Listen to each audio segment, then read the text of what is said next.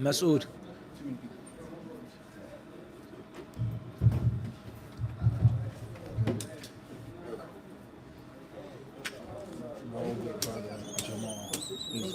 Tell him. Go.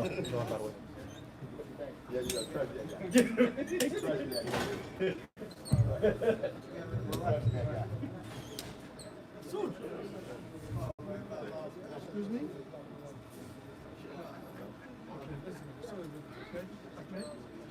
Can you move up some more, please? Appreciate it.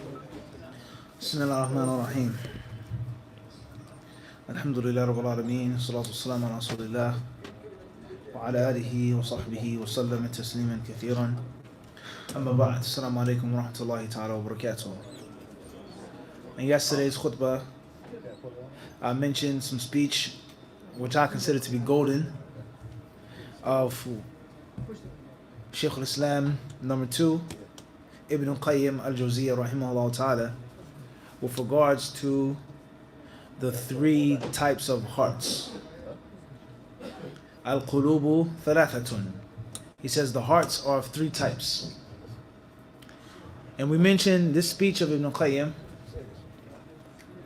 with no specific connection to any other topic or subject. We just mentioned it.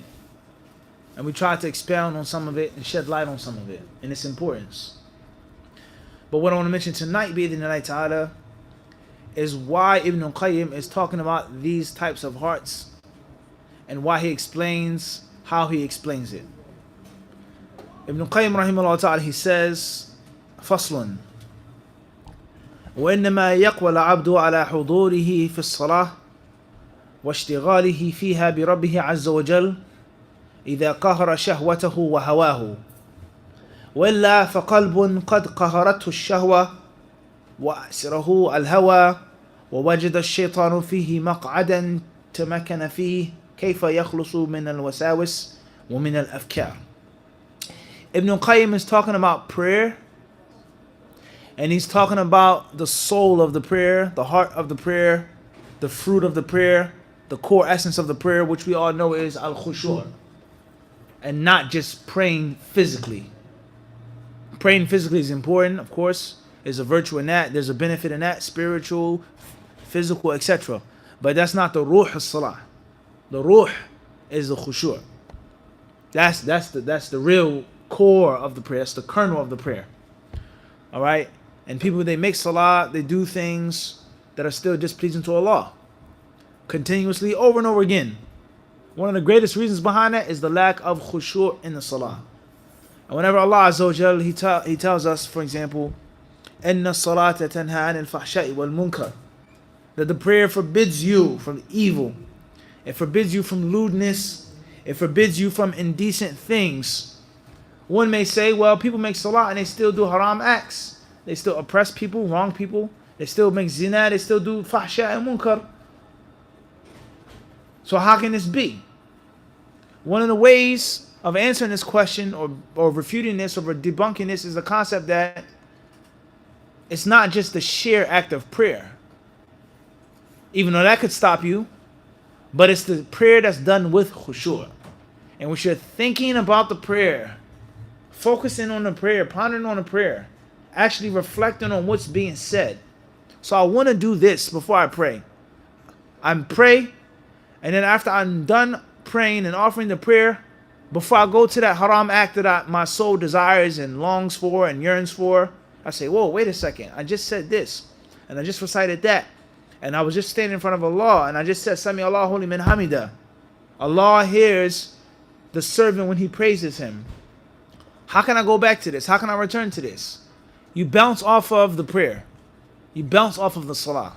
It's supposed to be a bounce. And it's not supposed to be something just hitting the flat or solid surface and falling down to the ground. It's supposed to be an impact, a bounce, reflection.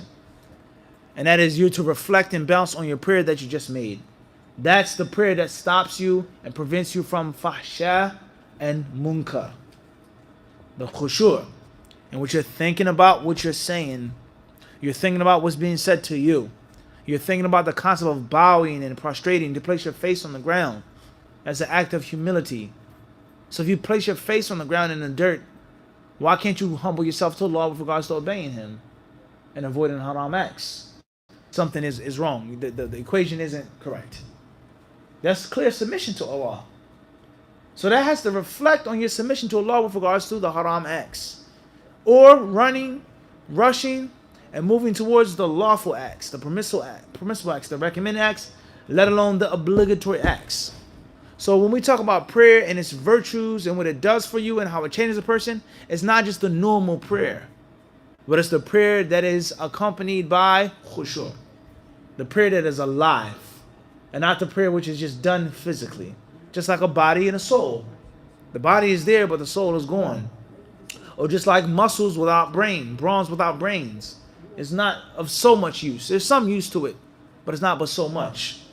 So therefore, Ibn Qayyim rahimahullah ta'ala, he was talking about khushu' in the prayer.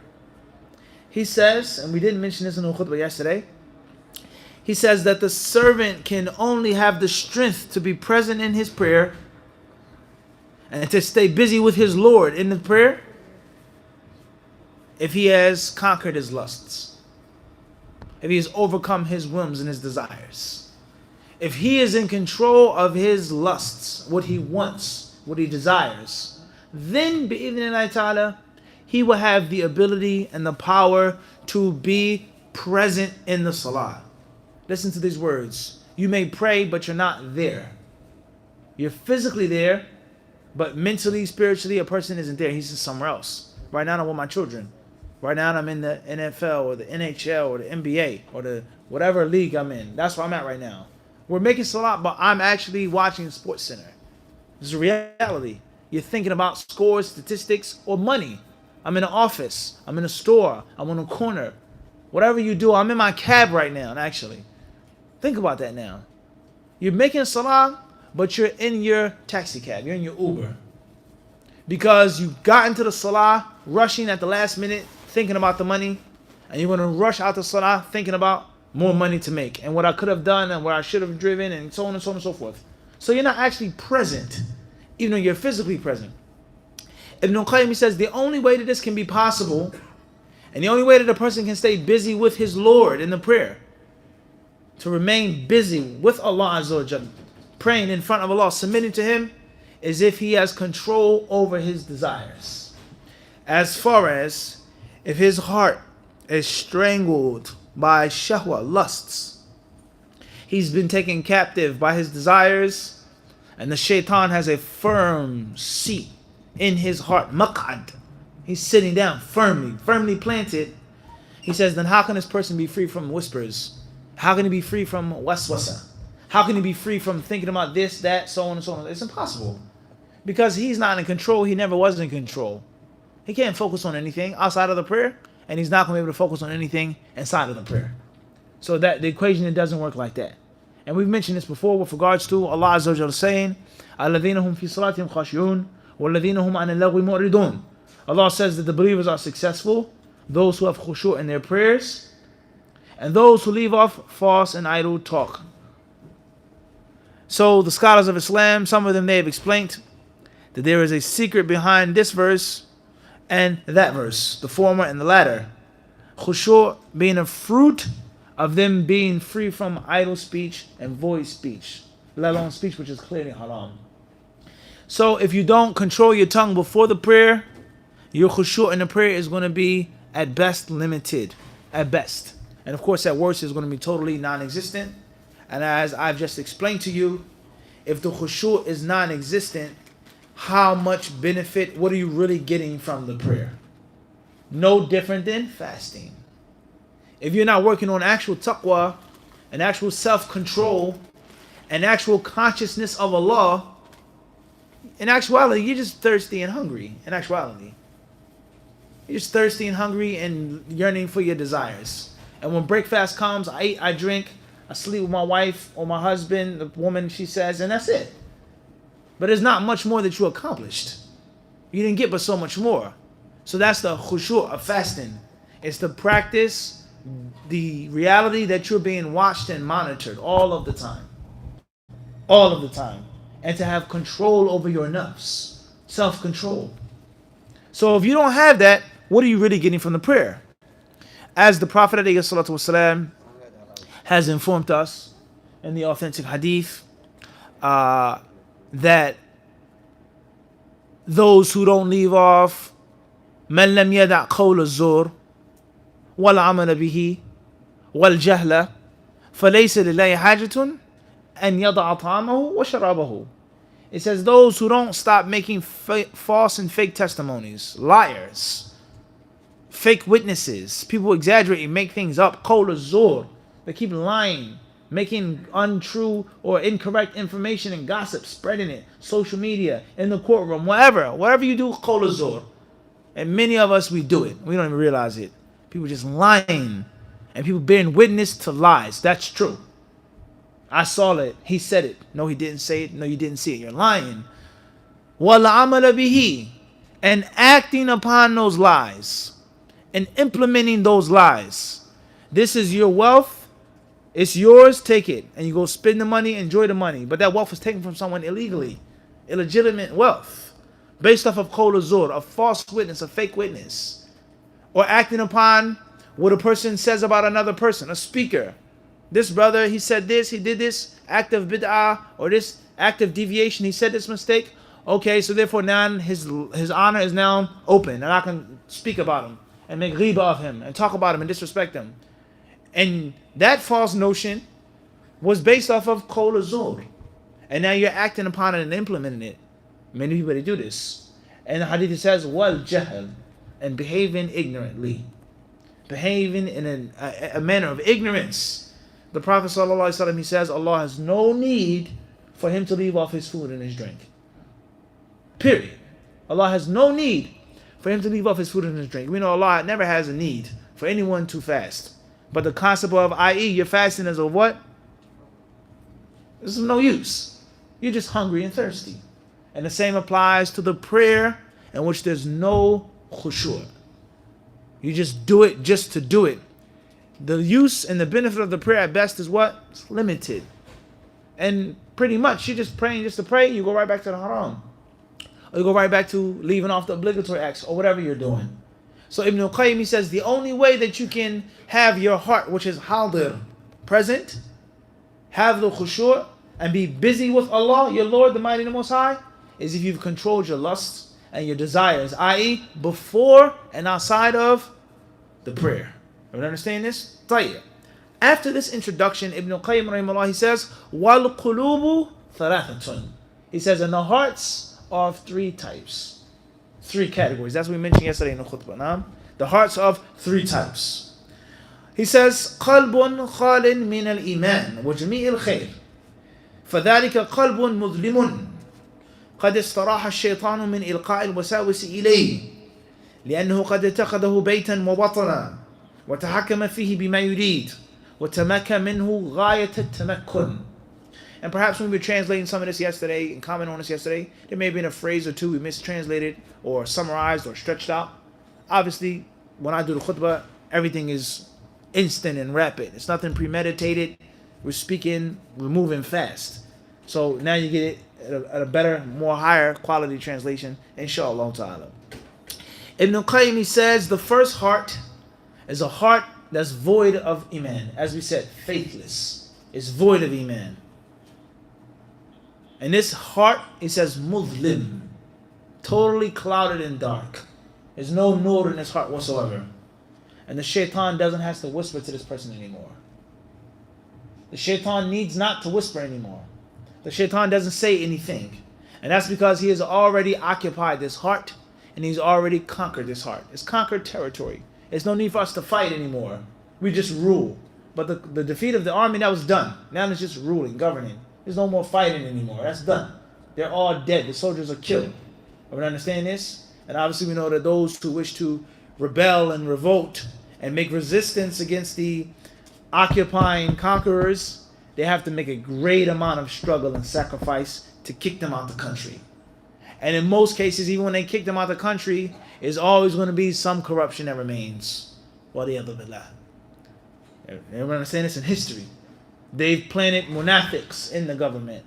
They've planted spies. They've given them a taste of the corrupt lifestyle. Why work when you can just steal and embezzle everything? Why should you work when you can live like a king off of the backs of the poor peasant slaves of the country? So therefore the country is in eternal turmoil because of it being conquered 50 years ago, 100 years ago. I'm sure many brothers, hopefully, I hope so, I'm not sure, you can relate to this with regards to countries getting their independence in 1960, 1957, 1967, 19 this, 18 this, and the country's still messed up to this day. And that's because once they conquered the country and the jackboot was placed down on the necks or the backs firmly grounded, even though they kicked them out or they left willingly, it still remains a great amount of dhulm, and those who had to rebel and fight had to make a great deal of fighting and sacrifice to get them out. And that's the concept of the heart. So this should show us and teach you that you can't allow shaitan to conquer your heart. Period. You may get beat up a little bit. You may get some cuts and scratches and nicks. You may get a little cut a little bit. You may go through some ups and downs. But a Muslim cannot allow shaitan to conquer his heart and to sit down and take it as his home. That's a problem. Even when you resist it, it's going to be extremely hard. And it may, or in most cases, a lot of it is going to still what? Remain. And as we know, when we study human behavior and the habits of substance abuse and addiction, one of the reasons why people remain addicted to a substance is because it's so difficult to come off of it. It's hard and it hurts and it's very painful to make the necessary sacrifice to become clean and to stay clean. It's not an easy thing. It's extremely difficult. And the person, he wants to stop. They want to stop. They know it's bad. They know it's evil, but it's just so hard to stop. And that's why you can't allow yourself to get addicted from the get-go. You can't allow the shaitan to take your heart and to conquer your heart from the get-go. Fight. Even if I said you get a couple nicks and bruises, you make a sin, you make a mistake, but you got to keep fighting. And you can never allow the shaitan to just totally trample your heart and take over it. So that's the first type of heart. And obviously Ibn Qayyim rahimahullah, he's going to expound on the type of heart and its connection to khushu' or lack of khushu'. If you have the first type of heart, of course you're not going to have no khushu'. Second type of heart, you may have some. But for every act of khushu', you're going to have an act of distraction. And the third type of heart is the heart that's going to enjoy the total and absolute khushu'. And inshallah ta'ala, the one who has that heart is the one who's going to be forbidden from fahsha and munkar. It's the one who's going to become a better person because of the prayer. And every single time I pray, I get better and closer to Allah. Every single time. Nurun ala nur. Light upon light. So that's the first type of heart. And it allows no doubt this type of heart is going to clearly apply to the concept of a kafir, waliyadhu billah, a mushrik. Even if there's some good that the person does with regards to worldly affairs, being a kind person or a charitable person, etc. Al-qalb al-thani, the second type of heart. قلب قد استنار بنور الإيمان وأوقد فيه مصباحه أو وأوقد فيه مصباحه لكن عليه ظلمة الشهوات وعواصف الأهوية فللشيطان هناك إقبال وإدبار ومجاولات ومطامع فالحرب دول وسجال وتختلف أحوال هذا الصنف بالقلة والكثرة فمنهم من أوقات he says here فمنهم من أوقات غلبته لعدوه أكثر ومنهم من أوقات غلبة عدوه له أكثر ومنهم من هو تارة وتارة. Heart number 2 is the type of heart that has light in it. قد استنار, it's nur in the heart. It's luminous, it's bright, it's brilliant. The lamp, he says, the lantern of Iman is lit, it's kindled. It may not be the brightest, but the flame is there. It's some type of light there in his heart. However, there is dhulma, darkness of lust that clouds the light. Like a windshield. We said this yesterday, a windshield. You can see, but it's cloudy. It's foggy. It's some dirt, it's some dust. So your vision is impaired. You can see, you can drive, but you can't drive as a clean windshield. It needs to be cleaned off, it needs to be white, it needs to something to be placed on it to prevent it from becoming foggy and slick or whatever the case may be. So just think about that now. You pray, you get some benefit from the prayer, you do the right thing, but you can't see 100% clearly. And he says is that the shaitan has iqbalun wa idbarun. The shaitan comes and goes back and forth. I.e., the person with his heart is always in a battle with shaitan, fighting him. The shaitan wins around, you win around. Shaitan knocks you down, you knock him down, quote unquote. You win, you have victory, and the shaitan, he has a victory over you. Back and forth. Tara, dualun wa sijalun. And it's not a total dominant force. Everyone understand this? And one could translate to this. You have seen the concept of what? An-nafs al-lawama. The blameworthy nafs. The blameworthy nafs. Tayyib? Now, with regards to, do I have this type of heart? Or do most of us have this type of heart? Maybe, maybe not. But you have to look at how often do you win. How often do you win? So we talk about sports. Having a perfect season is one thing. Having a winning season is another thing. How many games you're playing in your season? If it's, let's say, 16 games in NFL season, regular season, 16-0, flawless record. 15-1, 14-2, 13-3, 12-4, 11-5, 10-6, 9-7. You're on the borderline now. After that is what? 8-8. Can you make it to the wild card with 8-8? But you're making it what? Barely. And you're dependent upon this team losing, that team losing, this team being disqualified, so on and so forth. And the chances of you winning the wild card, slim to none. The chances of you winning the divisional round, slim to none. Let's say, quote unquote, you get lucky, quote unquote. You luck up, quote unquote. You make it to the division, NFC champion, the championship. The chances of you winning the championship game, slim to none. You winning the Super Bowl, what? Slim to none, unless something totally miraculous. And it's not just about you being in the playoffs, but it means something. It means for your team to be 8-8 or 9-7, you struggled. You struggled. Home field advantage, bye week, none of that is there. 13-3, this and that. They have the first week off. That's more time to rest. That's more time to strategize. That's more time to prepare, to get healthy. This person's injury, his ribs were bruised. It's more time. And you play at your stadium in the cold weather or the hot weather, in the dome or whatever the case may be. You don't have to travel. And the reason why you had those advantages is because your team dominated the league and the division that year. It was a good team. And it's not that simple to go from down, down, down and keep that momentum going. It's very, very difficult. And the same applies to the heart. So you have to ask yourself, what percentage do you have? I'm not flawless. The shaitan comes and he goes, like he says. But how often? How often are you winning? How often are you what? Losing. That's extremely important. And I'm trying to make an example of what? Of sports. You don't have to have a perfect record, but how often are you losing? Everyone understand this? And the reasons behind that. Number 3, he says, القلب الثالث قلب محشو بالإيمان قد استنار بنور الإيمان وانقشعت عنه حجب الشهوات وأقلعت عنه تلك الظلمات فلنوره في قلبه إشراق ولذلك الإشراق إيقاد لو دنا منه الوساوس احترق به فهو كالسماء التي حرست بالنجوم. He says the third heart is the heart which is mahshu, is stuffed, packed with iman.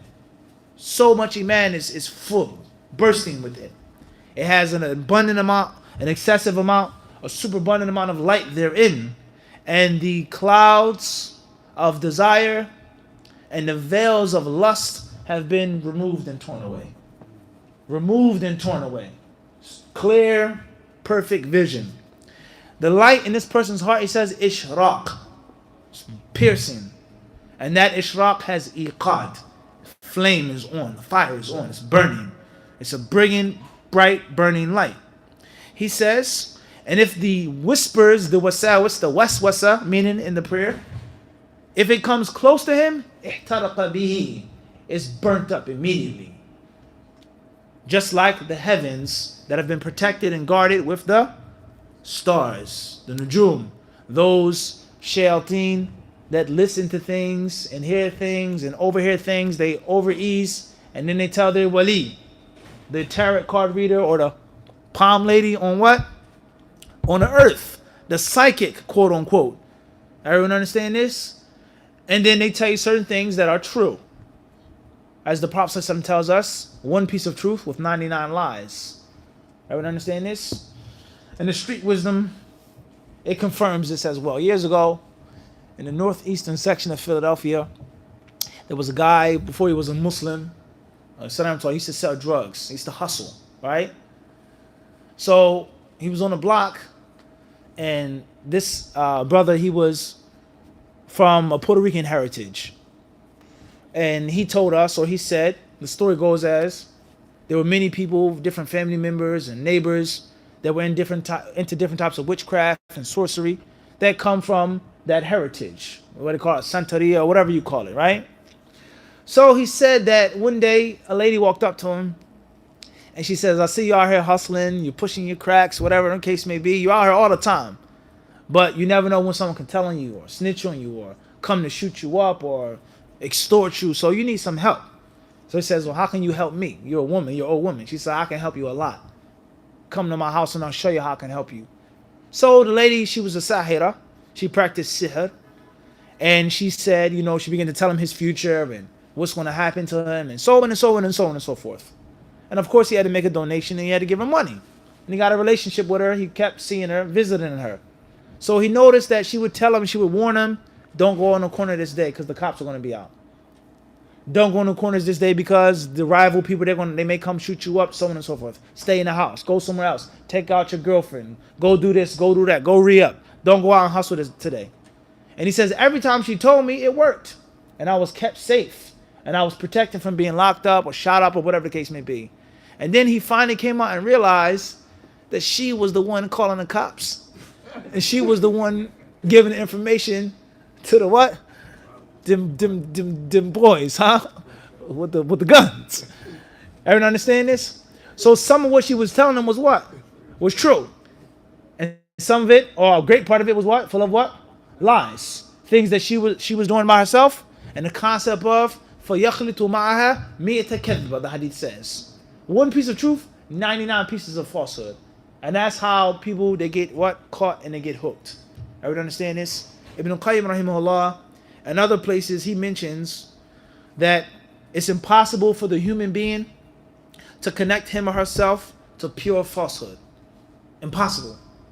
The nature of the human being, the DNA of the human refuses to allow you to connect yourself to absolute falsehood. And whatever a person does that's harmful or wrong or false, it has to be some percentage of truth, some percentage of joy, euphoria, whatever the case may be. It has to be. And a similar concept is with drugs, drug abuse. How much pain does it bring you? How much suffering does it bring you? How much misery does it bring you? But the high, the feeling, the dopamine that's released is unforgettable. And that one good feeling of pleasure forces the human to encounter 99 pieces of pain, suffering, and misery. Everyone understand this? This concept here? So people have the false aqidah. They have a false religion, fake aqidah. They practice batil. It's because there's some truth to it. Even if it's one verse what? 99. Think how scary that is. Everyone understand this? That's very scary. Some years ago, when the cocaine epidemic was at its peak, there were some scientists who wanted to do experiments, and they wanted to actually find out the true nature of the level of the addiction to cocaine and how strong it really is with regards to fact and with regards to myth. Is it really that powerful? Is it really that strong? So they did experiments with monkeys. Not with humans or rats, but with monkeys. So they gave a monkey a small, tiny dosage of cocaine. And obviously these monkeys that were in the laboratory, and monkeys in general, they are not creatures or animals that live by themselves. They don't have solitary lifestyles. They live together in communities, all right? So after one small, tiny drip of cocaine, they realized, or they made a way in which the cage, in which the monkey, to get another taste of the cocaine, it had to leave the main congregation of the other monkeys. It had to leave the main congregation through a trap door. And once it left the congregation, it wouldn't see them for some time. It wouldn't drink any water. It wouldn't drink any food if it chose to go on the other side. So after the monkey tasted the cocaine, they saw that the monkey would relinquish and sacrifice everything just for a small tidbit of the cocaine. It refused to see the rest of the monkeys. It would sacrifice water. It would sacrifice drink. It would sacrifice heat, cool. It didn't care. As long as they got this one little small sip of cocaine from the spot or however they were giving it. So just stop and think about that now. What animal doesn't eat, doesn't drink? What animal that lives in the community will remove itself from its community? It's against the nature of the animal. You'll see an animal eating something out of the street, hunting something, eating something dead, doing whatever it has to do to survive and to live on. So for the animal to willingly go through so much suffering and misery and pain just for that one small tiny piece. And if that wasn't the case, then the monkey wouldn't have done that. I would understand the point we're trying to get to. So we have the concept of a soothsayer or a tarot card reader or a psychic. There's going to be some truth that they give you. Whether they guess, whether they're guessing, and that's a skill, guessing, looking at someone's eyes, looking at someone's hand, or whether it's something that comes from the jinn. And the jinn, they tell them a miraculous piece of information that they overheard from the what? The malaika. And the way that Allah Azza wa Jal chose and decreed to protect the heavens from the shayateen is al-ihraq, is burning them alive, them being shot down with the stars, shooting stars. So the concept of when the Prophet ﷺ was about to be made a prophet and a messenger, the security on the heavens was heightened and intensified, as is mentioned in that narration. And the soothsayers, the magicians, the sorcerers, they was like, what is the problem? We can't get any good information. Our customers can't come back because we can't give them anything. And the jinn, they went far and wide, east and west, and the coming of Muhammad, it was being prepared for. So Ibn Qayyim says the heart of number 3 is like the heavens. It's protected and it's guarded with the khushu'. Love of Allah, knowledge of Allah, focus upon Allah Azza wa Jal. The waswasa can't even what? Can't even come close to him in the prayer. The moment this person says, Allahu Akbar, khalas. The shaitan, he can't come close. The waswasa can't come close. Let alone conquering his heart, distracting him, and getting him to play around and fiddle and fudge it and think about money, women, sports, food, drink, my car keys. Everything you start thinking about that you were not thinking about before you made the takbir. It's not an accident. That's a reason why. Because the shaitan, he what? Comes in and what? He goes. If the shaitan isn't already what? Conquered your heart. وَلِيَذُ بِاللَّهِ. Ibn Qayyim rahimahullah ta'ala then says, فَلَوْ دَنَا مِنْهَ الشَّيْطَانُ لِيَتَخَطَاهَا رُجِمَا فَاحْتَرَقَهَا. He'll be stoned. Pushed off. وَلَيْسَتِ السَّمَاءُ بِأَعْظَمُ هُرْمَةً مِنَ الْمُؤْمِنِ وَحِرَاسَةُ اللَّهِ تَعَالَى لَهُ أَتَمُّ مِنْ حِرَاسَةِ السَّمَاءِ وَالسَّمَاءُ مُتَعَبَّدُ الْمَلَائِكَةِ ومستقر الوحي وفيه أنوار الطاعات وقلب المؤمن مستقر التوحيد والمحبة والمعرفة والإيمان وفيه أنوارها فحقيق أن يحرس ويحفظ من كيد العدو فلا ينال منه شيئا إلا على غرة وغفلة خطفة. Ibn Qayyim rahimahullah ta'ala, he says, and the heavens are not more sacred, they are not holier than the heart of the believer. If they have the right and the advantage of protection, then the believer's heart has what? Even more right. That's a haqq bi an yuhras. It deserves protection even more. He says that the heavens is where the angels worship. The heavens from where the revelation comes. He says, but the heart of the believer is the house of iman, of tawheed, of mahabba, love of Allah. So that deserves to be protected what? Even more. And it's protected via khushu'. Ibn Qayyim rahimahullah ta'ala, he says, and the only time that the shaitan can get anything from this person is ghirra wa ghafla. He says, a quick hit and miss, a quick ambush. Like a skilled boxer fighting someone who's a bum. And he says that was a lucky shot. He just threw a punch and it happened to land. But it wasn't an intentional punch. It wasn't something based off of skill. The boxer, he let his hands down. He underestimated him. He looked down upon him too much. He turned his eye away from him for a second and he got hit with a punch. But that bum, quote unquote, beating the professional skilled prize fighter from round 1 to round 12 is not what? Impossible. No way.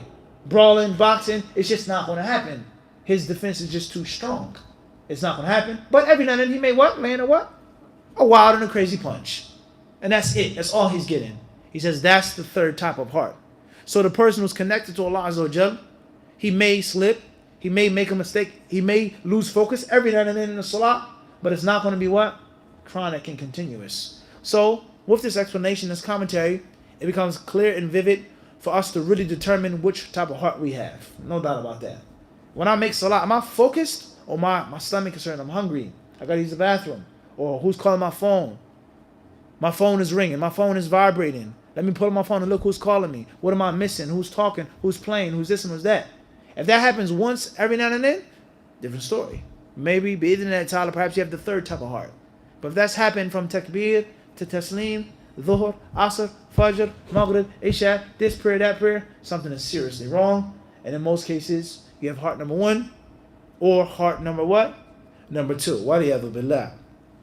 He says, وَقَدْ مُثِّلَ ذَلِكَ بِمِثَالٍ حَسَنٍ وهو ثلاثة بيوت بيت للملك فيه كنوزه وذخائره وجواهره وبيت للعبد فيه كنوز العبد وذخائره وجواهره وليس فيه جواهر الملك وذخائره وبيت خال صفر لا شيء فيه. Ibn Qayyim says, and there's a beautiful example or similitude or parable of this, and that is 3 houses, 3 homes. House number 1 is the house of the king, the palace, in which all of his jewels and gems, all the expensive, precious, rare things are contained. House number 2, Baytun al-Abd, is a normal person's house, which has his riches, his wealth, his savings, but not those of the king. And house number 3 is a house which is void. There's nothing in the house of any value. فَجَاءَ اللِّصُّ لِيَسْرِقَ مِنْ أَحْدِ الْبُيُوتِ فَمِنْ أَيِّهَا يَسْرِقَ. When the thief comes in the night, the burglar comes, the cat burglar comes, what house is he going to try to break into? No, impossible. Nah, he can't get into the king's palace. The king's palace is to what? To protect it. It's suicide, even thinking about stepping near the king's house. Everyone understand this? The house of the normal person may have some protection, may have someone looking, but not like that of the what? Of the king. Everyone understand this? What did she say? What? Long live what? Long live the king. Everyone understand this? Huh? Tayyib, and number 3 is a house which is nothing therein. Of course, no one's going to waste their time breaking into a house in which there's no what? Unless they're a foolish burglar. But a skilled burglar, he done his reconnaissance, his surveillance. He watched you're in, you're out. When your wife is out, your daughter, when your mother is coming, shopping with bags being brought into the house. And he says what? Some money in that house. No doubt about that. Everyone understand this? And he's going to make his plan to attack that house and to get that, what? That money, let alone if it's heedlessness. He's going to watch and sit and survey and see these people, they go to sleep this time. They leave this door open, this window open. It's only a woman there. It's an old man there. It's this person there. It's only little people there. So on and so forth. They're having parties there. They're drunk. Simple, easy prey. It's not the same with someone who has security, force, that's in plain sight. Let alone that which you don't see. Everyone understand this? Moving forward, Ibn Qayyim rahimahullah ta'ala, he says, فَإِنْ قُلْتُم مِّنَ الْبَيْتِ الْخَالِي كَانَ مُحَالًا لأن البيت الخالي ليس فيه شيء يسرق. So we have 1 of 3 options. If you say the house which has nothing in it, then that's impossible, because there's nothing to steal, and that's a waste of time. ولهذا قيل لابن عباس رضي الله عنهما إن اليهود تزعم أنها لا توسوس في صلاتها فقال وما يصنع الشيطان بالقلب الخراب. For this reason, Ibn Abbas, when he was asked about the claim of the Jews who say that they don't have waswasa in their prayers. The Muslims do, you guys, but not us. We're Sha'bullah al-Mukhtar, the chosen people of God. We don't whisper in our prayer. We don't have the things that you have.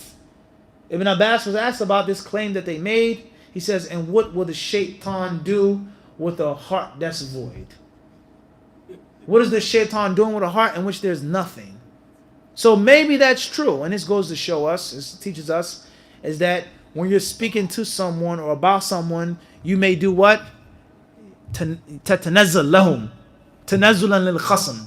You may make a hypothetical suggestion to them. That's not actually the case, in which the shaitan doesn't whisper to them at all. But for argument, what? For argument's sake, the reason why he doesn't, and the reason why you guys don't have waswa in the salah is because your prayers, ... Not meaning that they are true in that claim, and that Ibn Abbas agrees with them what? in that claim. Everyone understand this style? Speaking to a Muslim, speaking to someone who agrees with you is not like speaking to someone who claims something else. And only an ignorant fool will reject this logic in a debate. Everyone understand this? Bringing someone in with tulzimuhum bishay. You forcing them and requiring them with something that they claim to believe in. And it doesn't mean that I accept the fact of what you say and call yourself. You understand where I'm trying to get to? Everyone understand this? It doesn't mean that. Ibn Abbas, he didn't say that the Jews are what? Lying. He didn't say that, but he did what? Okay, for argument's sake, the reason why? ... That's ilm, yani. And obviously, small-minded people, simple-minded people, they can't get that far if they wanted to, let alone they don't want to. Or they only get that far for those people who they want to agree with, people on their side. Everyone understand this? Moving forward, Ibn Qayyim, he says, وَإِنْ قُلْتَ يَسْرِقُ مِنْ بَيْتِ الْمَلِكِ كان ذلك كالمستحيل الممتنع فإن عليه من الحرس واليزك ما لا يستطيع اللص الدنو منه كيف وحارسه الملك بنفسه وكيف يستطيع اللص الدنو منه وحوله من الحرس والجندي ما حوله. And if you say option number 2, it's the house of the king.